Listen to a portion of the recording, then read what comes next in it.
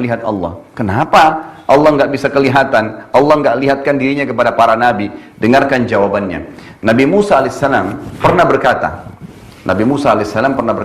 waktu dia pergi ke Tursina, ya, di situ diperintahkan oleh Allah datang untuk menerima kitab Taurat selama 40 hari, 40 malam. Al-Quran itu turun lengkap selama 23 tahun. 13 tahun di Mekah, 10 tahun di Madinah, baru lengkap 30 juz yang kita dapat sekarang. Kalau Taurat enggak, 40 hari lengkap semua turun. Syaratnya Nabi Musa pergi ke gunung Tursina, nunggu tiap hari turun 1 surah, 3 surah, 5 surah sampai lengkap. Hari ke-37 dari 40 hari itu, Nabi Musa AS tiba-tiba bertanya begini. Jibril datang, nurunin surah, lalu dia mengatakan, wahai Jibril, sampaikan kepada Allah. Dia mengatakan dalam Al-Quran, Rabbi arini anzur ilai. Wahai Tuhanku, izinkan aku melihat kepadamu. Nabi Musa penasaran, mau lihat Allah. Gitu kan?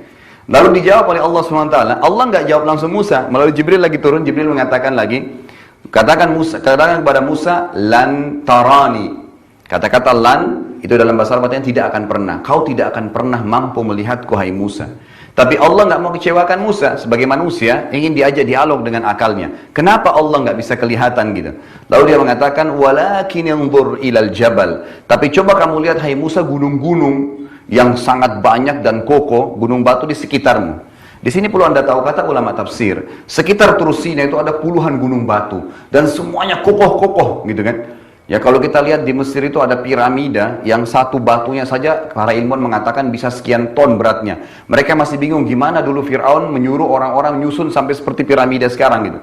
Nah, di Tursina itu ada gunung-gunung batu yang luar biasa, mungkin puluhan kali lebih besar daripada piramida. Itu kuat-kuat kokoh. Nabi Musa kagum-kagum dengan gunung batu itu. Dia juga kagum dengan pergantian siang malam selama 37 hari di puncak gunung. Kemudian hujan, sebentar panas, sebentar dingin, burung-burung yang berterbangan, hewan-hewan yang lari di lereng-lereng gunung, air yang mengalir di situ, ada sungai di bawah. Dia bingung, dia penasaran dengan itu semua.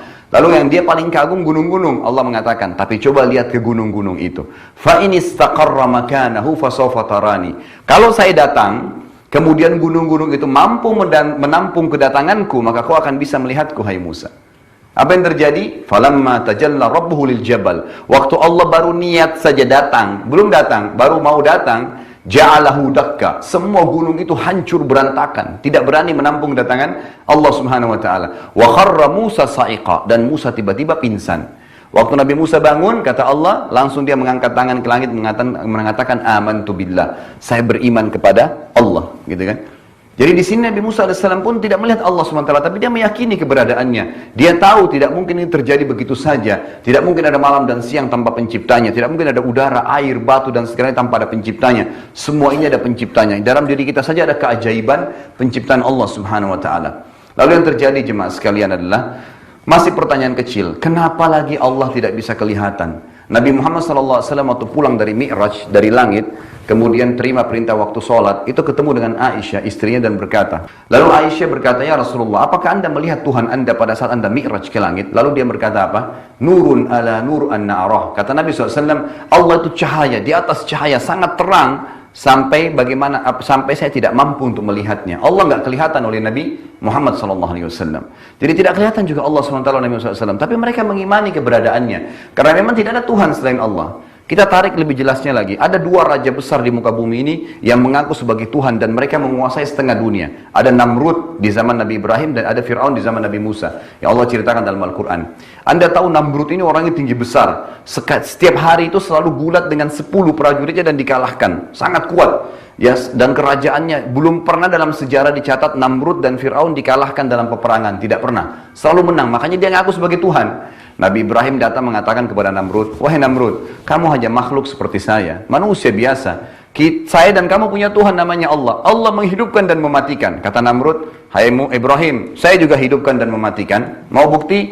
Tangkap 2 orang masyarakatnya, satu dibunuh, satu dibiarin jalan. Kata Namrud apa? Lihat, saya hidupkan, saya matikan. Ini kebodohannya, karena menghidupkan itu dari sesuatu yang tidak ada menjadi ada, dari telur yang cair menjadi anak ayam, gitu kan? Dari sperma sama sel telur jadi manusia kayak kita, bisa lari-lari, bisa loncat-loncat. Nah, itu menghidupkan, ya, dari sesuatu biji dilempar di taman, tumbuh pohon pepaya. Itu menghidupkan kan? Tidak ada. Ini cuma ditangkap, dibunuh. Yang satu dibiarkan hidup, dia bilang saya hidupkan, saya matikan.